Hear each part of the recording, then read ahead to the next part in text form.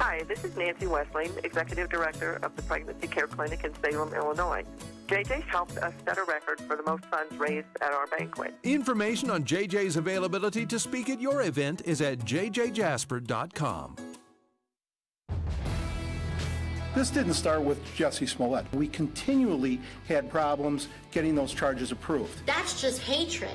All people have gotten out of the 400 pages is something less than 100 words. That's not acceptable. That's just cruelty. Every day that goes by without the American people getting the actual report, the details that you talked about, is indicative of a cover-up. At least I'm not trying to cage children in the border and inject them with drugs. That is a deliberate policy to attack people based on their national origin. That's just wrong. Freedom prospers when religion is vibrant and the rule of law under God is acknowledged. An informed patriot is what we want. Welcome to Focal Point, the home of muscular Christianity on Conservative Talk Radio. Muscular Christianity, where we relentlessly explore the intersection of truth and politics. The trouble with our liberal friends is not that they're ignorant. It's just that they know so much that isn't so. Now, here's your host, Bryan Fischer. Welcome to Focal Point on American Family Radio. That's the network. Focal Point is the show. Bryan Fischer is the host. And guess what? I'm not Bryan Fischer, but Bryan will be back in the captain's chair on Monday. They had an event last night in Little Rock, Arkansas area. So Bryan Fischer, Ed Vitagliano, my brother Wesley Wildmon, all headed back from Arkansas today. They may actually be getting back in town here in North Mississippi, but Bryan will be back in the captain's chair on Monday. Nobody can fill his shoes, but hey, we can do the best we can with what we got. So that's what we're going to do today. You know, there's a lot going on in the news, and I've got a lot of stories that are going to get you fired up today. You know, before I do that, though, we're going to jump into God's Word and talk about a blog I wrote a couple months ago on the stand at afa.net. But before I do that, a couple ways to keep up with the show. You can watch the show on our YouTube channel. Just type in Focal Point on YouTube, and you can watch the show there, and you can watch past shows there on YouTube. You can also follow Bryan on Facebook. Just type in Focal Point Bryan Fischer, and you can find Bryan's Facebook page. Twitter still censoring conservatives. Bryan's still in Twitter jail as we speak. But guess what? We own our own website. We can put whatever we want on it, all the conservative content we want, and that's what we're doing at afr.net. And at afr.net, Bryan has his own podcast page. Just click on the podcast link, and then Focal Point is listed there. So you can catch all the shows, all the content you need there on our website, afr.net. You know, one thing that I think the church here, the church really internationally, the entire Church of Christ, one thing that seems to be overlooked, if you will, when it comes to discipleship and training up believers is the whole aspect of spiritual warfare. And I know Bryan talks about this often on the show. Bryan talks about how we need to be fighting the spiritual battle, the world unseen, if you will, and it's very, very important. And, you know, sometimes I think one of the main reasons this is overlooked amongst Christians is because we can't see it physically, that is. We can't see the spiritual battle going on around us in a physical sense, like we can if someone punches us. We feel the pain physically, we see the action, and then we're shaken by it. But with this whole spiritual battle, it's easy just to act like it's not happening. Act like it's not happening when in reality the results of spiritual warfare are apparent all around us if we'll just pay attention.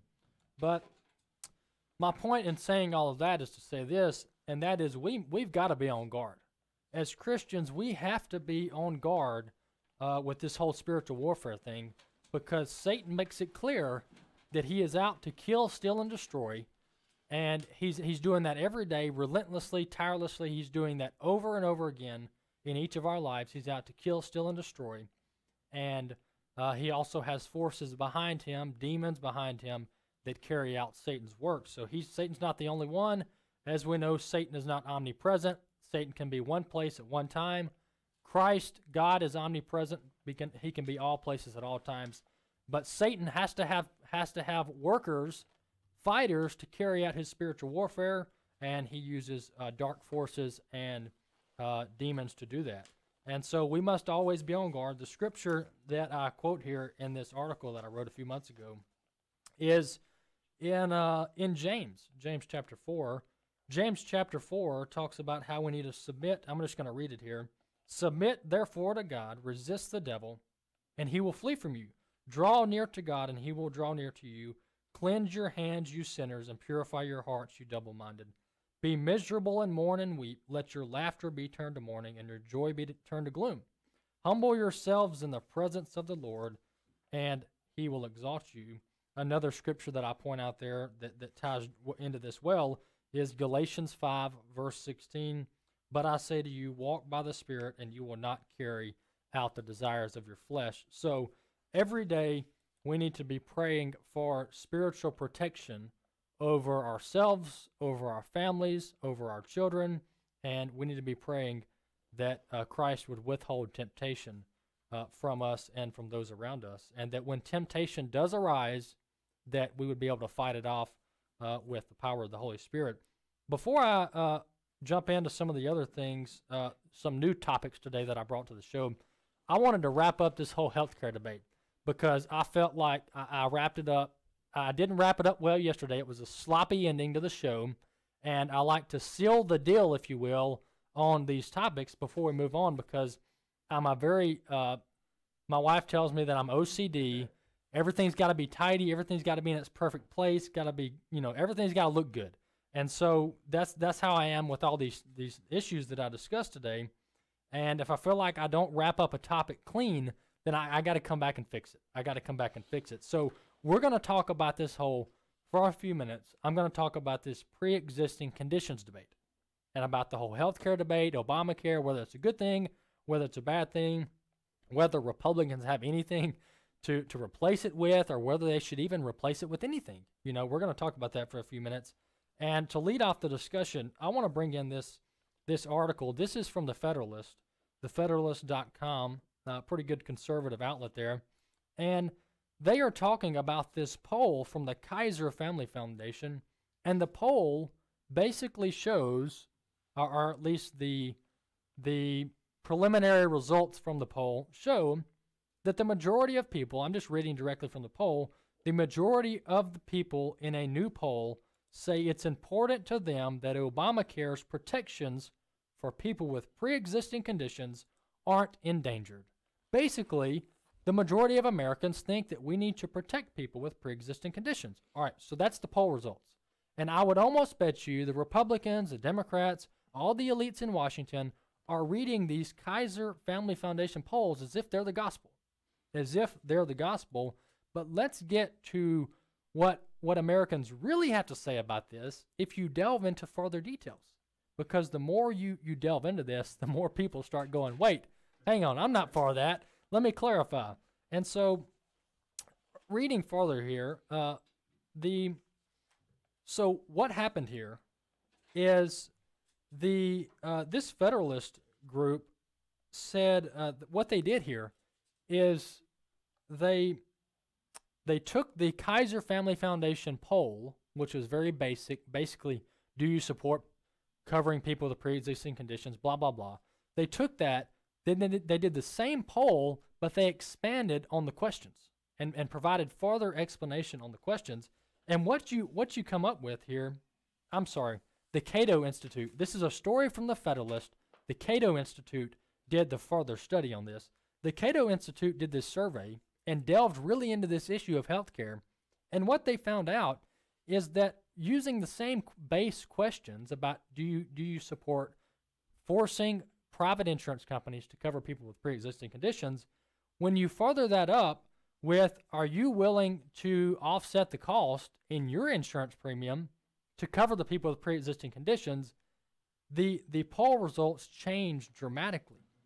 And so the initial poll, which is very basic, doesn't delve into the actual facts of the issue, says that 77% of Americans support Obamacare's provision forcing private insurance companies to cover people with pre-existing conditions.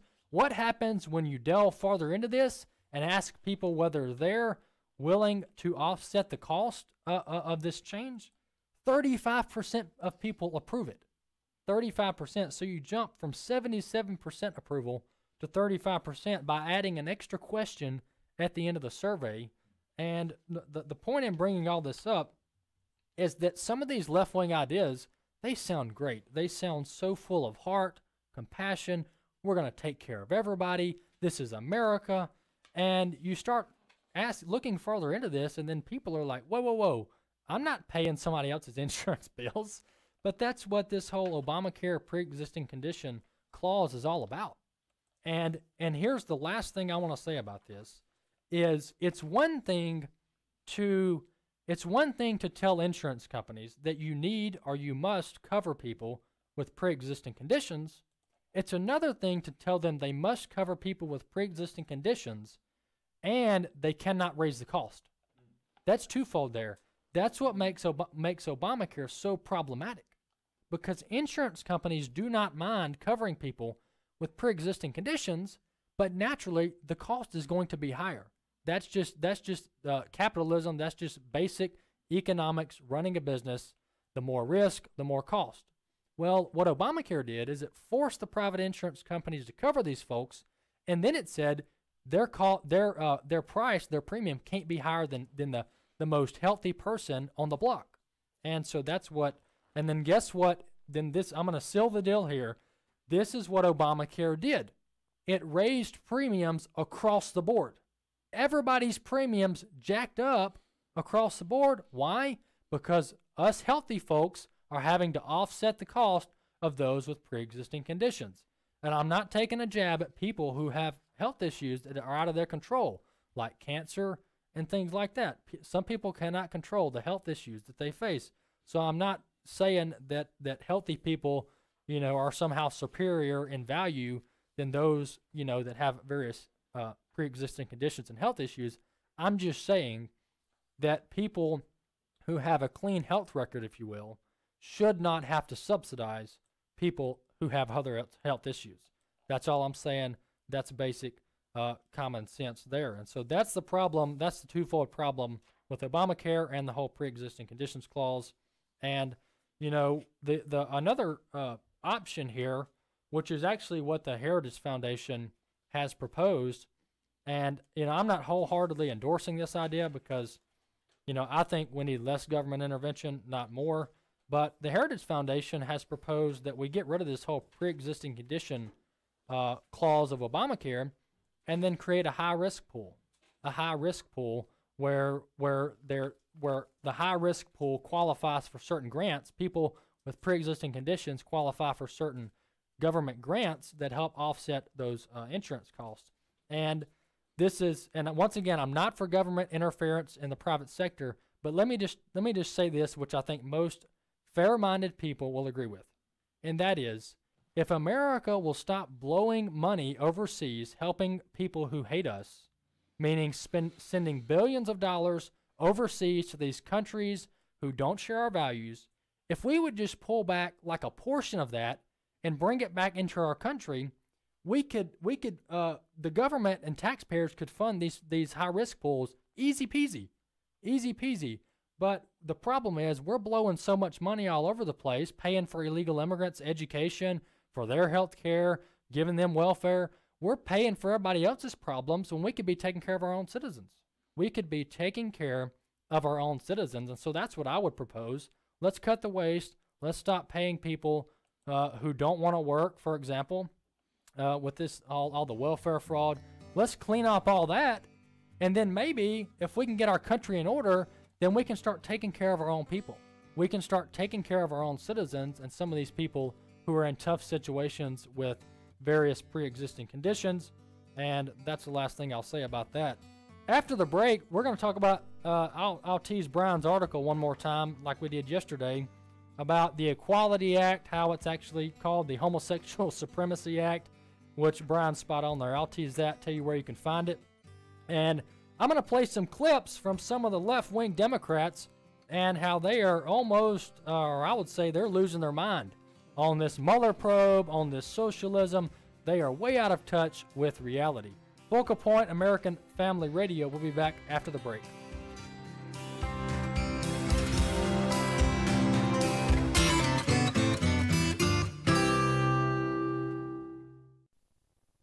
The wicked flee when no one pursues, but the righteous are as bold as a lion.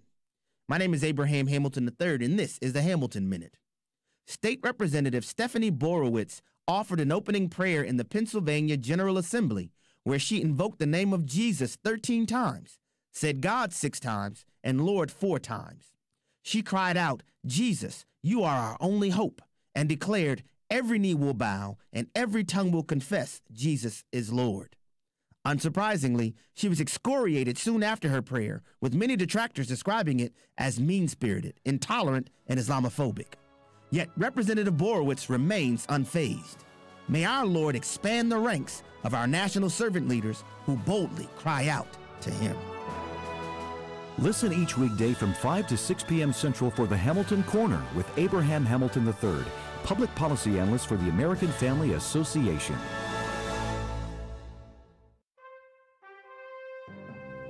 This is Dr. Richard Land, President of Southern Evangelical Seminary. Welcome to Bringing Every Thought Captive. Recently, I told you about the scandals at the Veterans Administration and how this is a predictor of how really terrible government-run healthcare will be. When we look at Britain, we see a graphic example of how catastrophically worse your healthcare will be if the Democrats are successful in passing Medicare for all and eliminating private health insurance, as many of their presidential candidates are advocating. Let me give you some examples. Nearly 250,000 English patients have been waiting more than 6 months to receive planned medical treatment under the government-run health program. Wait times for cancer treatment are also far too lengthy.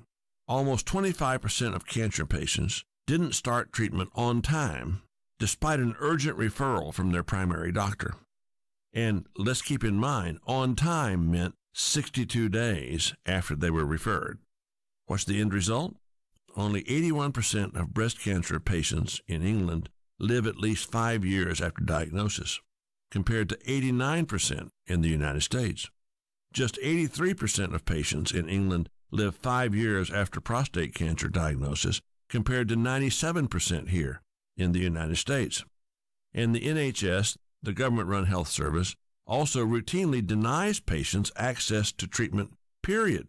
They are saying that cataract surgery, hip and knee replacement, hernia surgery are of, quote, limited clinical value, and they are denying patients treatment or making them wait years to get the treatment. That's your future if we let the government run healthcare. Beware. This is Richard Land.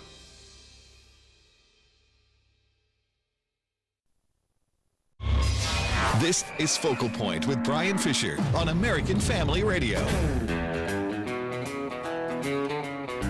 Focal Point, American Family Radio. This Friday edition, Fire Away Friday, I'll try to get to your calls. Maybe I'll get to your calls before the end of this segment if I can quit talking so much. But everybody knows once I get on rants, I get on these topics, I can't get off of them until I seal the deal. And so we'll see how this segment goes. But for sure, the last segment, we'll take your calls, Fire Away Friday, whatever you want to talk about, whatever questions you want to bring about, we welcome them. Brian, Jeff, I wanted to go to your read report because this is pretty important coming up this weekend. Yes, exactly. Tomorrow is April 6th, and we will be experiencing a GPS rollover. Now, that's kind of a fancy word of just basically saying the GPS has a system that will roll over like your odometer on the clock and reset to zero. You know, some people are trying to compare this to what was that happened at the turn of the century? It had to do with the time? Yeah, no, when never mind. Anyways, basically the GPS uses 10 bits to send a signal to the satellites. Yeah. And the satellites use an atomic clock. Well, these 10 bits will only count for about 20 years. So it did happen. It's going to reset. Right, before the rollover happens. this happened once before in 1999, but GPS wasn't as widespread as it is now. Everybody has it in their phones, their cars. A lot of cars are even built with them in their dashes now. Gotcha. So if you're using your GPS this weekend, do you know when the exact rollover time is going to be? Is it going to be like at midnight? No, it starts tomorrow. Okay. Basically, and some of people, depending on how old your GPS is, may not happen right away. It may happen within the next 2 or 3 days. So just be aware. Be careful if you're driving around the Grand Canyon. You might want to double check those left-hand turns. Make sure you're on a road and not a cliff. They do advise. The experts advise that you update your GPS. That will help, and never panic. There's always a paper map. It might be a good time to. Do you remember those? Yeah. Okay. I got some in my office.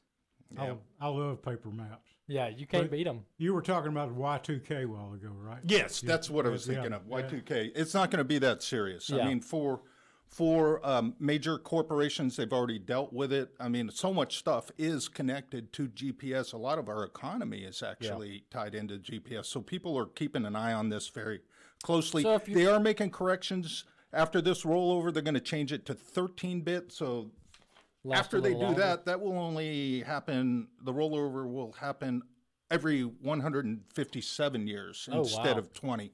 Gotcha. And by that time, we'll probably have something else. Yeah, anyway, probably so. Who knows? We won't have to worry about it. Yeah, we'll be driving around, or we'll probably be have flying cars by then. Who knows? Who knows? But anyways, if you're using your GPS this weekend and it's acting a little funky, just remember that we're having this GPS rollover. And, one funny story before we move on is I was on the coast one time, on the Gulf Coast, and I was looking for a restaurant, and I won't name the restaurant because I don't want to slander them, but I was looking for a fast food restaurant, and it was showing that the restaurant was in the ocean. Oh. It was showing that the restaurant was about 200 yards off the beach in the ocean. And so I'm glad, to your point, Jeff, I wasn't staring down at my GPS driving full speed ahead into the ocean. This actually used to be on Google Maps. I think they've since corrected it, but at one time, if you asked for directions from your location here in the United States to London, it used to tell you to go to some pier in New York and start swimming. Oh, wow. It did.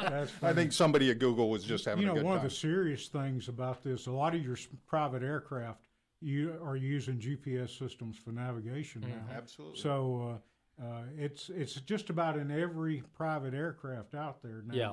You're exactly right. It has some implications. Yeah, you're right, and the autopilot probably uses a lot of that GPS data. And one thing about this whole, I'm not opposed to progressive technology and all this new tech. I think it's fine. It's just part of having an innovative society like we have in America, and a lot of this innovation has saved lives and made life a lot more convenient. But the only thing I'm hesitant towards is where you force society to assimilate into this tech world when people don't want to. Yeah. And what I'm getting at there is, should self-driving cars become, widespread, which I believe probably at some point it's going to happen, like it or not, there still needs to be some kind of option out there where folks who want to drive themselves to work can do so. Mm-hmm. And hopefully that'll be a niche in that high-tech society. One article I wanted to talk about before we jump back into the news of the day is this blog that Bryan has up on our website, afr.net, titled, "It's Not the Equality Act, It's the Homosexual Supremacy Act." Bryan breaks down point by point the so-called Equality Act and why it's dangerous to the First Amendment and religious freedom. So go to afa.net, and you have to scroll down a little bit. On the right-hand side, you'll see Bryan's article there. I'm sure it's also on his Facebook page. One quick note that I want to bring up before I jump to some clips is, remember President Trump rescinded President Obama's transgender military policy about a year ago? Well, here's what the Pentagon is saying. Since President Obama implemented that policy until about the year until then President Trump rescinded it, guess how many soldiers applied to have transgender surgery? 25 soldiers, a whopping 25 soldiers out of 2.1 million, were actually going to use the Obama administration policy to have a taxpayer-funded transgender surgery. And I'm not even going to get into the disgusting details of those surgeries. Might I just say they're very, very disgusting, and it's basically a dismembering of one's body. But so the whole idea that we've got hundreds and thousands of transgender military members who are just waiting to have their surgery, that is all a farce. This is all a farce. 25 soldiers out of 2.1 million were the actually ones who took advantage of the Obama transgender military policy. So I'm with President Trump on this one. Let's get rid of this whole nonsense. The military exists to kill the enemies and win wars. That's what the military is here for. We're not here to do this social engineering and pay for people's surgeries. If you want to do all that, then use your own money, whatever you want to call it. But we don't need gender dysphoria in the military because we need high standards, high restrictions when it comes to military operation and troop readiness and cohesiveness. And so thankful to President Trump on that one. I want to play clip 1 here. This is Howard Schultz, the former Starbucks CEO and founder. You know, Howard Schultz is a lefty. Don't let him trick you. He's a far left Democrat, if you will, and he's horrible on social issues. You know, Starbucks tried to go along with the whole transgender bathroom nonsense. So don't let him trick you here. But he is right on a couple of issues, and I want to give him credit for that. This is clip 1. Let's listen. The issue is, in terms of the economy, most of the wealthy people in America recognize that if their taxes are increased, the question is, will the government be responsible about how that money is being spent? Right now, for all your Republican viewers, for 8 years during Obama, 8 years, McConnell, Boehner, Ryan, they banged on Obama every single day for one thing: fiscal discipline and fiscal responsibility. Now we have 22. You're talking in a circle. How much should rich people be taxed? It doesn't matter how much. It does matter. No. What percentage? 40, 50? Because right now you're paying like 45%. Yeah, but the marginal take more money from you. But the marginal tax rate of whether it's 30%, 40% is not going to solve the $22 trillion debt problem we have. You're asking the right question, but it's the wrong issue. The issue is, how do we get a handle around $22 trillion of debt? That under this president we've added $1 trillion of debt. We're paying $500 billion of interest expense. This has been a Republican issue. Where are the Republicans? Well, that's true. Help me understand that. And it also doubled over the last 8 years. No, but where? So this is the thing.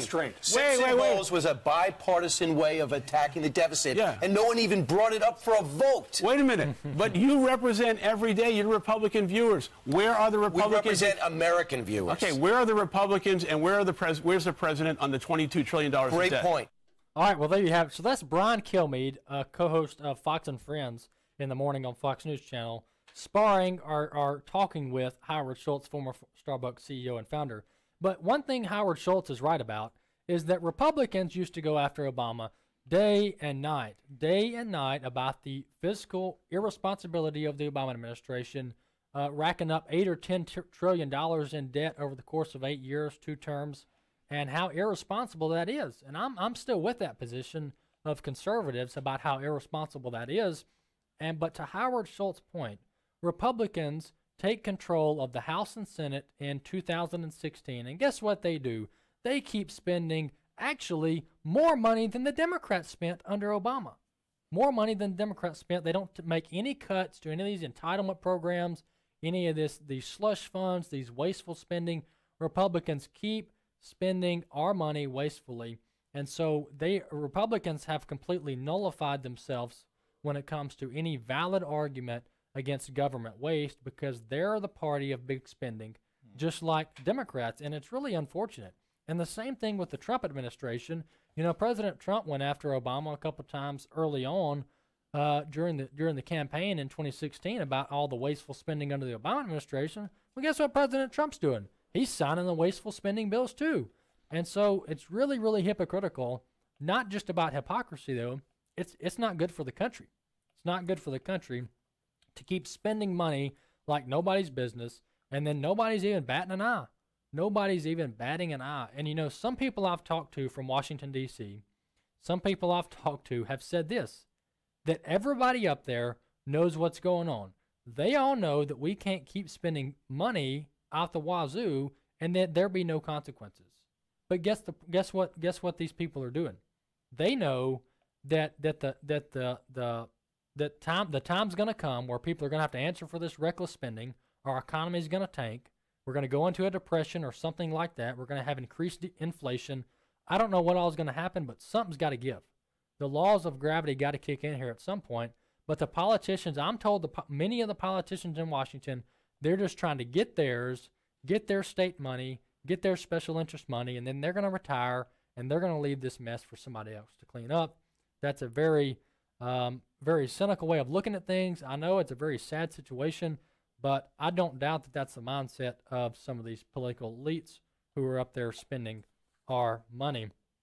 Now that I just got done criticizing the Trump administration, I'm gonna applaud the Trump administration on this issue. And you know, some people who say that all y'all do on AFR is y'all just praise Trump. Y'all are just the Trump network. All y'all do is praise Trump. That is completely not true. If you would actually listen to the network 24/7, you will hear me and others, Bryan and others, we will criticize the Trump administration when they do irrational, bad, non-conservative things, and I just got done doing that.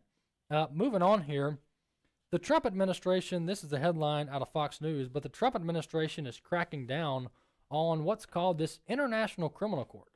This International Criminal Court, and they did so by actually revoking a visa of one of the top prosecutors on this court. And I think this is great news because, guess why it's great news? Because this International Criminal Court has no jurisdiction. There is no such thing as an international criminal court because you have to have jurisdiction. In order to be a court, you have to have jurisdiction, and no court has jurisdiction over the world.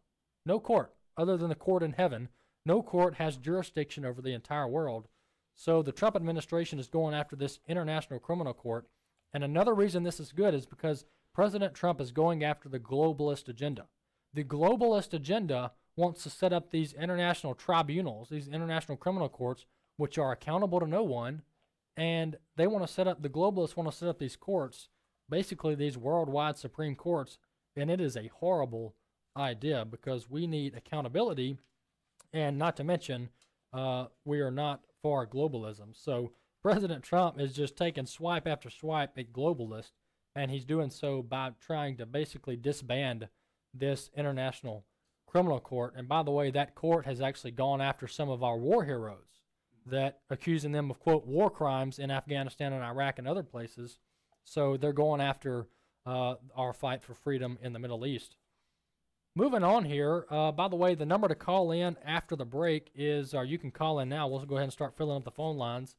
888-589-8840, 888-589-8840.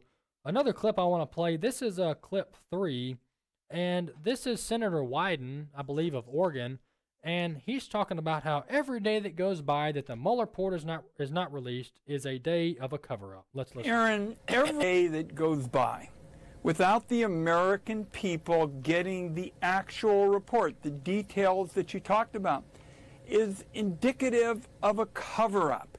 The fact of the matter is, all people have gotten out of the 400 pages is something less than 100 words.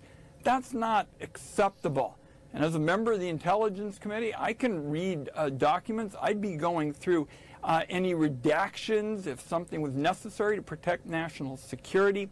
But it is time for the American people to get the facts and not get less than 100 words. All right, well, there you have it. So that's Senator Wyden, and he's on, I believe, MSNBC there, and he's talking about how every day that goes by that this Mueller report is not released is a day of another cover-up, or is more indicative of a cover-up. But here's the thing. The Attorney General and the Department of Justice have to go through 400 pages to make sure that they don't expose sensitive information, grand jury information, the names of innocent people in this report, that stuff is not exposed. And so the Democrats, by demanding an immediate release of the Mueller report, they know that the Attorney General cannot do this. they know they're setting themselves up. They're setting the Attorney General up for failure, and they know it, so they can keep this collusion delusion, as the president calls it, and it's absolute insanity. But that's what the left does. They set unrealistic expectations only so that the ones they're setting them can fail and they can blast them again. We'll be back in a few minutes taking your calls.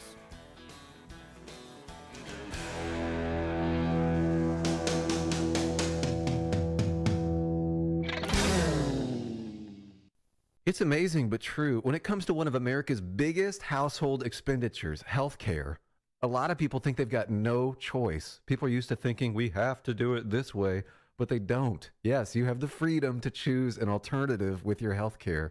It's MediShare, and it costs way less than the alternatives. The typical family saves $500 a month, not a year, a month. And if you're single, this can save you a lot too.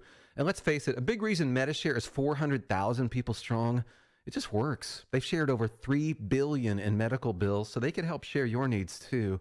Joining MediShare for so many people is one of those things that makes you say, why didn't I do this before? So yes, the time has come for something better. Look into joining MediShare and see why so many people are opting out of the old way and into the new. Why not look into this? Just call 855-PSALM-23. That's 855-PSALM-23. 855-PSALM-23. Bishop E.W. Jackson. Every single one of us who's been saved was once on the other side. You know, the Bible says, and such were some of you. Before I got saved, I knew things were wrong, but I figured as long as I didn't get caught, what difference did it make? But the thing is, he changes you down on the inside anyway, so that you don't want to do what's wrong. The Marriage, Family, and Life Conference is coming June 20th through the 22nd. Learn more and register at urbanfamilytalk.com. The purpose of government is to secure God-given or inalienable rights to man. America's premier historian, David Barton. John Dickinson, who's also a signer of the Constitution, he said, an inalienable right is a right which God gave to you and which no inferior power has a right to take away. Wall Builders Live captures the ideas of the Founding Fathers and then applies those ideas to the issues of today. Sunday morning at 11:30 Central on American Family Radio. The following is not an actor, but a real-life story from Trinity Debt Management. I was finishing undergrad and got credit cards because I couldn't work full-time, so that started the credit card journey for me. If you're in debt and you need help, call Trinity at 1-800-788-1813. And then when I got married, we combined our credit card debt, and it became impossible to pay off on our own. At that point, I was like, I don't know where to turn. And then I found Trinity. Trinity will consolidate your accounts into one easy-to-manage monthly payment, reduce your interest, and possibly improve your credit score. You'll save thousands. I initially was scared to call, and immediately I felt relief. I mean, in a matter of 3 years, we've already paid down $20,000 in credit card debt, which is huge. Call Trinity at 1-800-788-1813. That's 1-800-788-1813. American Family Radio. You're listening to Focal Point with Bryan Fischer. Welcome back to Focal Point with your host, Bryan Fischer. I'm guest hosting for Bryan. My name is Walker Wildmon. The show is Focal Point. The network is American Family Radio. Glad to have you with us. AFR.net is the website. That's where you can find unfiltered, uncensored information about our radio shows and our network. AFR.net is the website, and it's a great place to go. And look, I'll just be honest with you. If these big tech giants continue censoring conservatives, the last place you're going to have to go is our website, because we own the website. So make sure you know where our website is, know how to work it, know where all the information is, because at some point, if Facebook, Twitter, YouTube, all these folks want to censor the truth, they're going to cut us all off the air, and the only thing left to communicate will be email and our website. That's just cold hard reality. And of course, we got the FM radio, but that's a one-way street, because we're talking into the radio, but we like to hear your feedback, like to get your input. Thank you for tuning in. This is Focal Point. We're going to take your calls, 888-589-8840. Before I jump into the phone line, I know I told you I like to talk. I'm going to talk about one more issue, and that is this whole Jussie Smollett issue in Chicago and how the prosecutor let this actor who staged this fake hoax, fake hate crime, he staged it, and he's facing no consequences. This is clip 4. Here's what I want you to get out of this. This didn't start. Sorry about that, Rob. Here's what I want you to get out of this is that this is the police chiefs from all around this county in Chicago. They have come together, and they have most of them passed a vote of no confidence for this prosecutor with the last name, I think Kimberly Fox is her name there in Chicago. And this is a huge press conference from yesterday. I want you to listen to clip 4. This didn't start with Jussie Smollett. This started when we wanted to try and make sure that when officers received the battery and the performance of their duties, that the felony charges would be placed. And we continually had problems getting those charges approved. And they were continuously denied, even though that's what the law requires. All right, well, there you have it. That's one of the main guys with this police chief union in that area. And what he's talking about there is this prosecutor, Kimberly Fox. This Jussie Smollett debacle is not the only thing, not the only stain on her resume. She is known for letting dangerous criminals off the hook. And what's unfortunate is the people of this area elected her for this position. This is not a bureaucratic position. This is an elected position. Shame on the voters who put her in power. And, you know, the police chiefs are talking about where their officers have been assaulted, and then the prosecutor lets them off the hook.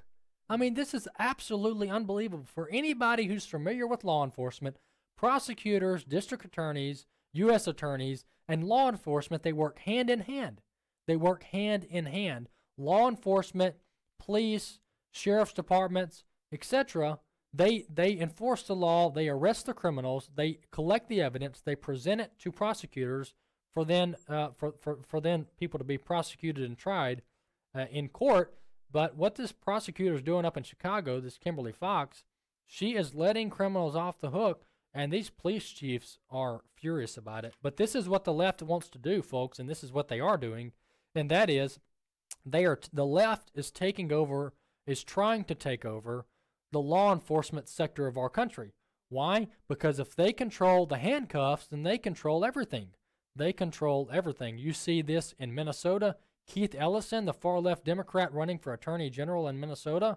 You see this all across the country where the Attorney General has so much sway over whether to enforce this law or that law, and this is what the Democrats want, is to take over the law enforcement, or at least the prosecutorial part of our country, so that they can pick winners and losers when it comes to the law. I'm going to go straight to the call, to our call line. I'm going to go up to Michigan and talk to Artis. Artis, welcome to Focal Point. Hi, thanks for taking my call. And not to necessarily change the subject, but I'm pretty upset about what's been going on with the border and what Trump said earlier this week compared to what he said yesterday. And I'm wondering how to take this. I haven't heard very much talk about this, but the beginning of the week, he threatened to close the border and to possibly do it this week because he can't get Mexico to cooperate, and he sure can't get the Democrats to do the right thing here, to give them the money or resources to do anything about the wall. Right. But then yesterday he backed down and said he was going to give Mexico a year, right, which just flabbergasted me, and I haven't heard really anybody talk about that. Yeah. Sounds to me like he broke a promise. Sure. Well, good question there, Artis, and I'll let you go and listen over the air to my response here.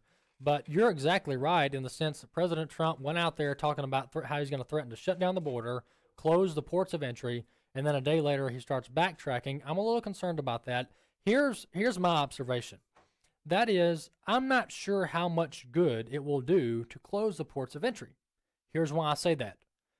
The majority of illegal immigration, actually 99% of the illegal immigration, is coming through non-ports of entry, through the open desert. They're crossing in the hundreds and in the thousands in some cases. So closing the ports of entry, yes, there is some drug smuggling that happens at the ports of entry. Don't get me wrong. There is some drug smuggling that happens at the ports of entry, but I'm not sure, I don't know how much it would stop the flow of illegal immigration if we just shut down the ports of entry. I don't think it will help very much.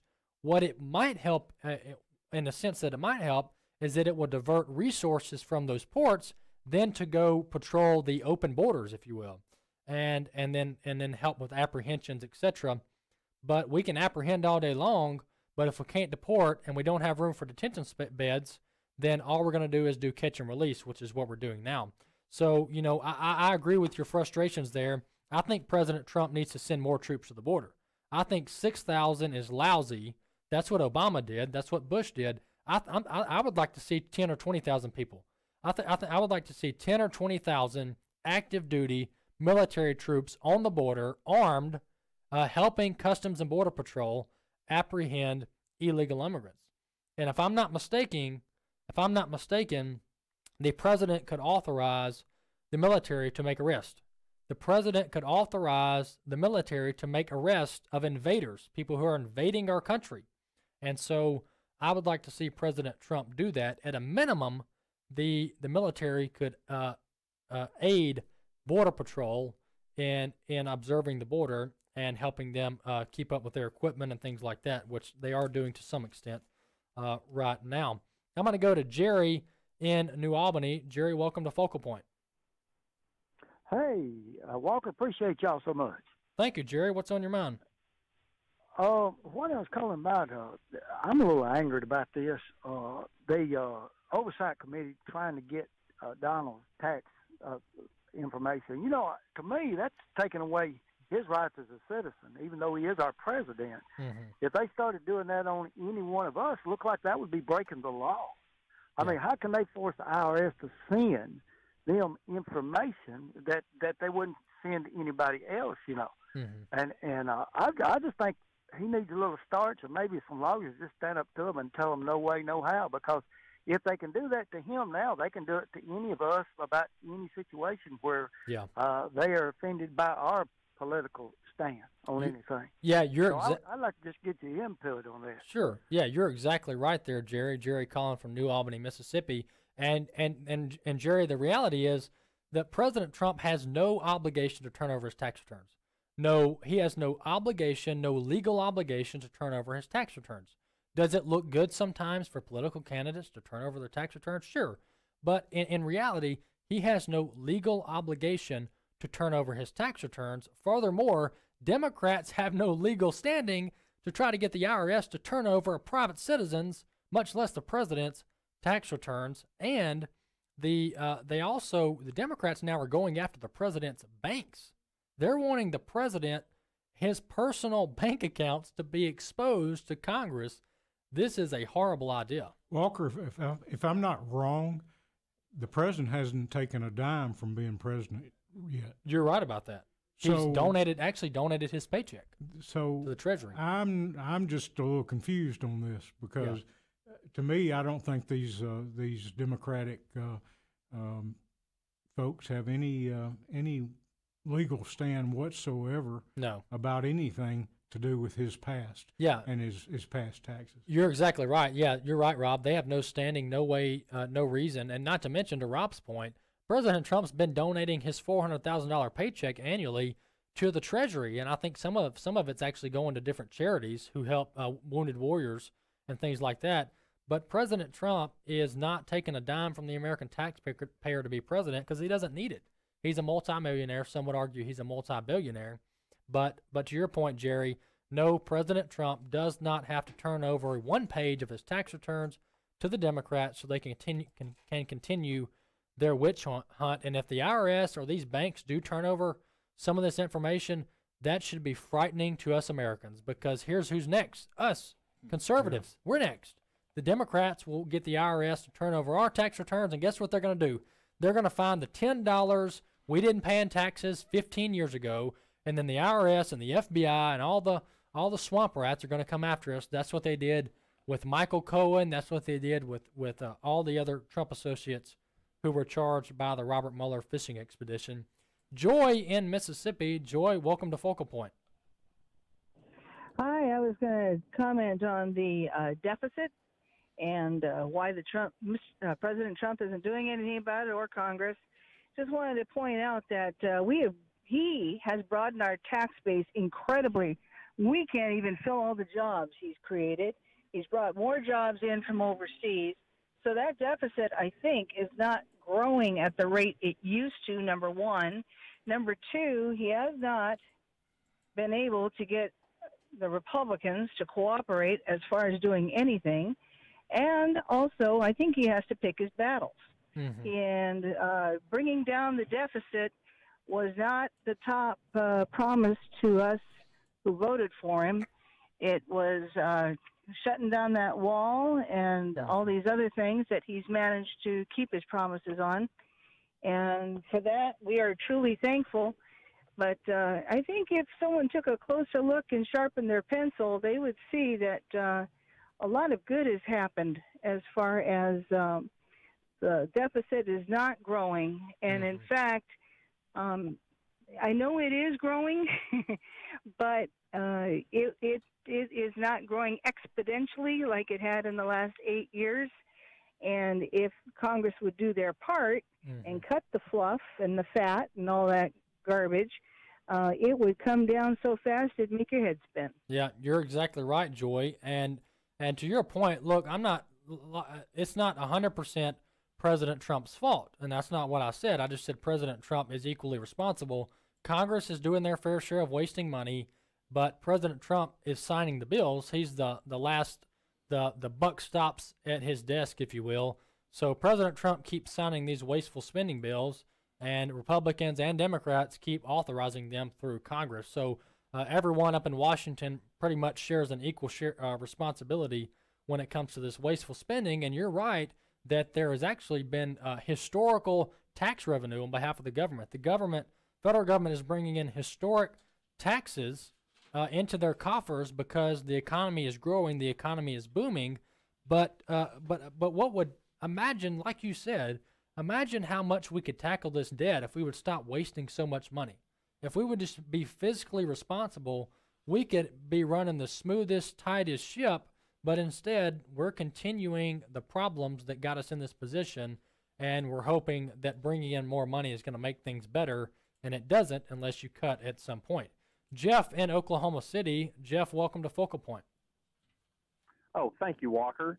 I just appreciate you guys taking my call. I'm a grateful listener for, I guess, since about 2012, and I've really kind of raised our kids, continuing to. They're now in high school, one in college.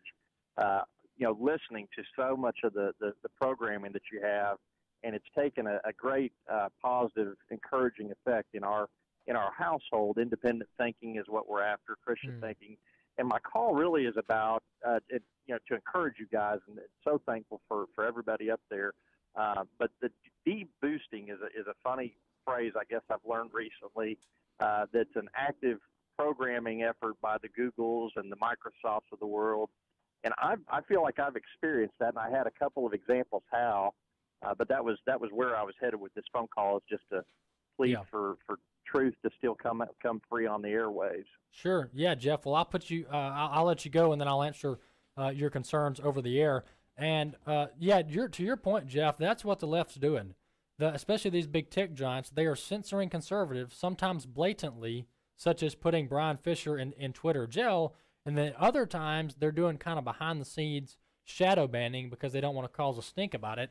And, look, I'm not going to say this just because I'm a little biased because my grandfather started this radio network, although that plays a role in it. But look, American Family Radio, 24/7, we're bringing you content from a Christian worldview. We're bringing you truth from a historical, biblical, Christian worldview, 24/7, 365 days a year. So if you appreciate that this network, then continue supporting us financially and supporting us with your prayers. So we got to keep American Family Radio and other networks like us who are spreading the truth about what's going on in our country. Got to keep them on the air, got to keep them growing so we can keep reaching people with the truth of Jesus Christ. Focal Point, American Family Radio. It's Friday, so we'll be back Monday. Brian will be back in the captain's chair on Monday, but until then, have a blessed weekend. The views and opinions expressed in this broadcast may not necessarily reflect those of the American Family Association or American Family Radio. Faith, family, freedom. American Family Radio. Secular progressives in the United States have worked to alter the very nature of our republic. For the progressives, there are no laws